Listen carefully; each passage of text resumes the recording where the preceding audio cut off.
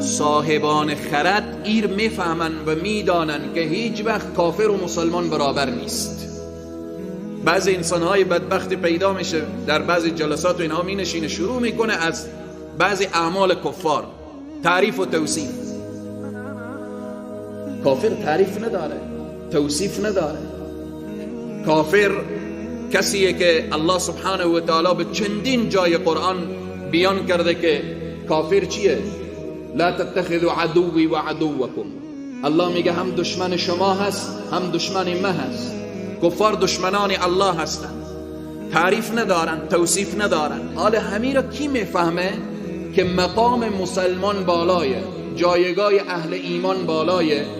این را عاقلان میفهمن، انسان عاقل، انسان هوشیار. حالا انسانی که نمیفهمه خود نمیفهمه دیگه. الله سبحانه و تعالی میفرماید، میگه انما یتذکر اولو الالباب. فقط و فقط این موضوع کسانی میفهمن که عاقلن.